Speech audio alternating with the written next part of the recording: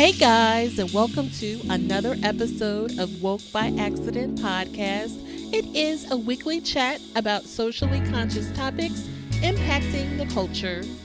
I'd like to extend my gratitude in you listening to this podcast. It means everything to me, and I hope it is clear that this subject matter is so important to me.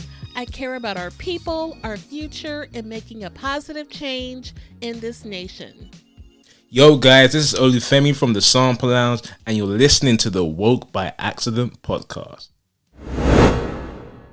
Hey guys, and welcome to another episode of Woke by Accident podcast. I am your host, Jen. Today this will be a solo episode, and unfortunately it will only be an audio episode. I totally recorded a video, but technical difficulties and it did not come out right.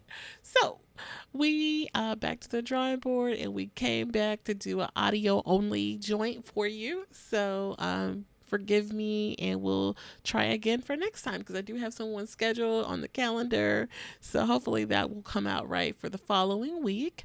I do want to take an opportunity to thank you guys for supporting me and the podcast.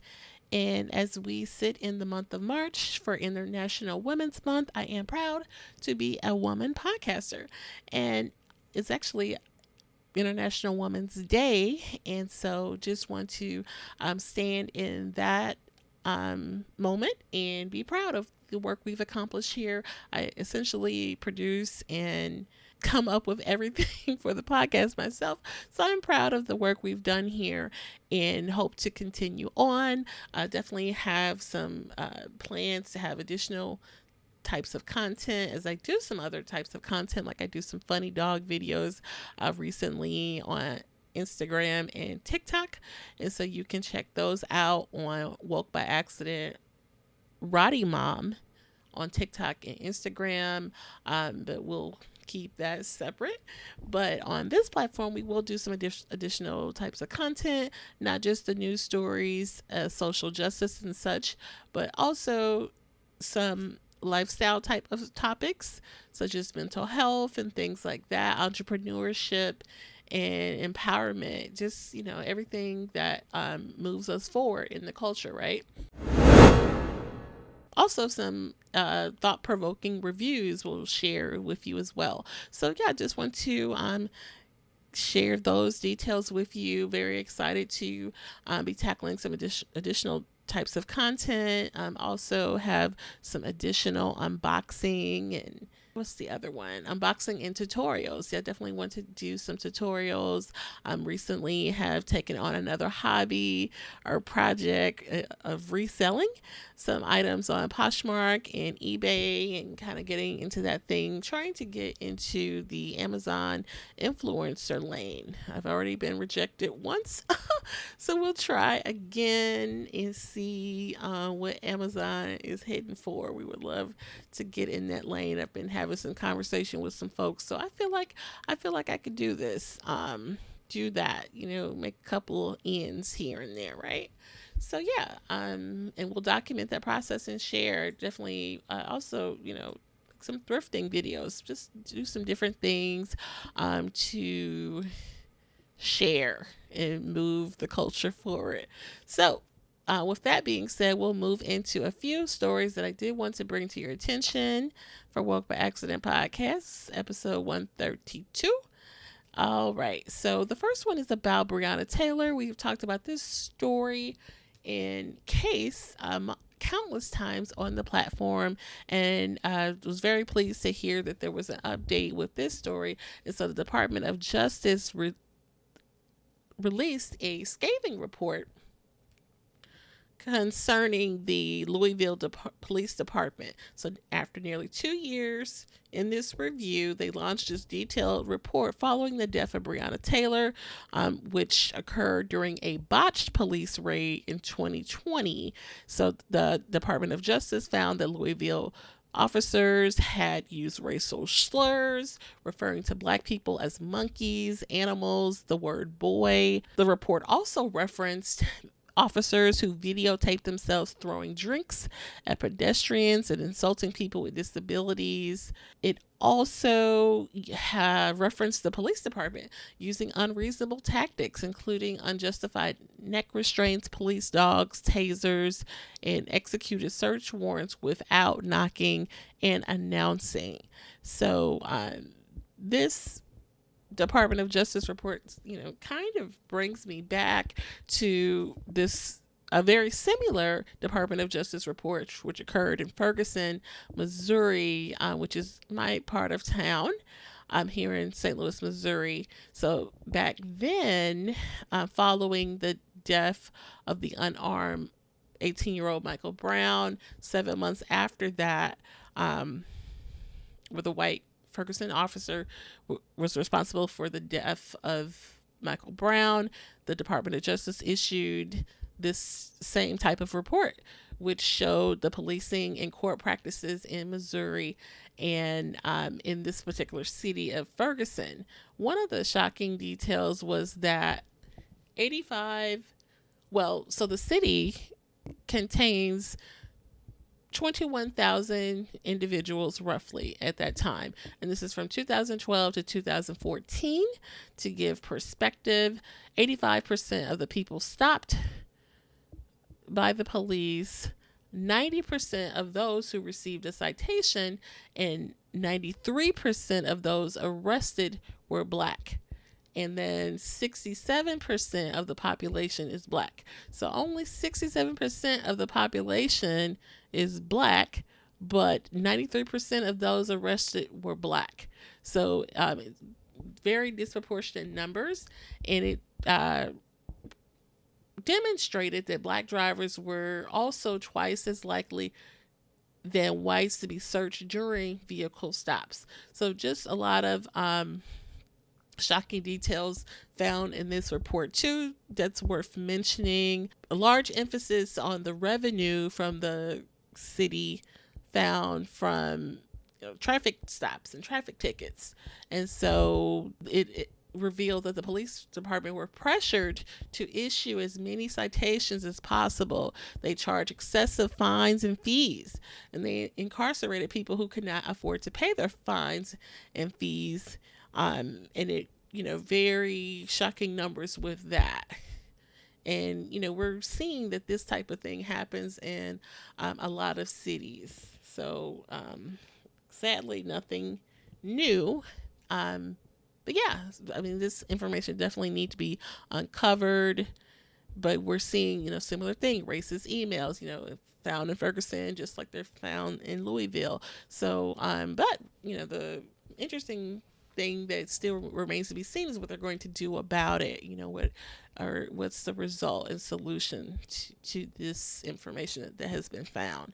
So we'll stay tuned so that we can definitely provide those updates and details. This next story, very tragic situation with this Mexico kidnapping. Learning a lot of information. I'm not going to spend a whole lot of time on it because it looks like a lot of information is still being revealed and uncovered, but I did want to offer the condolences for the two individuals who lost their lives as a result of this incident. And so with this story, two of the Americans who were kidnapped at gunpoint at the Mexican border city have returned to the U.S. and they're being treated. And the other two Americans were killed. Latavia Washington McGee, one of the surviving Americans. The other was Eric Williams. And then the individuals who are deceased now were a Shahid Woodard and Zendale Brown. So it looks like they had sought out to go to Mexico for cosmetic surgery for one of the ladies, and then they encountered these individuals who were a part of the cartel, from my understanding. And some of the information the incident is caught on video on New York Post had a video showing the moment they were taken, and accosted by the cartel members. So if you care to, look at that type of thing to get more information, it is out there online. But this information also comes from CNN. So we'll share additional updates as they share it looks like the last thing I saw was that they did arrest one of the individuals responsible. So definitely more updates coming along with that fairly recent story, and condolences to the family of the 2 Americans who lost their life. On the topic of Mexico, a lot of conversations are being had about people taking these trips to Mexico for cosmetic surgery and other reasons. Another reason people go to Mexico is for friends trips and girls trips. One such trip happened not too long ago when we talked about the story about Shanquella Robinson. So there is an update there that I did want to share. Another tragic story where Shanquella Robinson, the 25-year-old who was found dead at a luxury resort, took this trip with a group of friends. It was going to have a good time and spend time with each other and hang out, and such. A tragic incident occurred, which resulted in her coming home deceased. And her family is still seeking, the proper legal process to take place. They did hold a press conference with attorney Ben Crump, was that last week, and they are asking for the diplomatic intervention with this matter from Joe Biden and the State Department to assist, as there have been 15 weeks and 3 days, according to this report, with a lot of evidence and no arrests have been made. That is what attorney Ben Crump said at the press conference. They're looking for this process to move along, and they have not arrested any of the individuals who would be responsible for this matter. So definitely we'll stay with this story as more should be coming. It's been, I think, according to this report, 125 days. And so this family definitely deserves to have justice with this process. Several individuals were present at the time when the incident happened, but definitely a different situation when an incident happens like this overseas. So getting support of the president definitely should help them move the matter along, for sure. All right, that's all we'll share today. I do appreciate you listening and supporting the podcast and our projects as we bring them to you, and continue to support women, whether it's International Women's Month or not. And thank you for listening, and take care. At this time, we're going to go ahead and conclude the episode. We greatly appreciate you listening. We invite you to follow us on social media. On Instagram, it is Woke by Accident Podcast. On Twitter, it is Woke by. On Facebook, it is Woke by Accident Podcast. We also have the new website up, www.wokebyaccident.net. Please check us out, and also follow us on all of your favorite streaming platforms, and please leave a review and share feedback. You can also reach out by Gmail, wokebyaccident@gmail.com. And every time you listen, we appreciate it so much. Thank you for listening, and take care.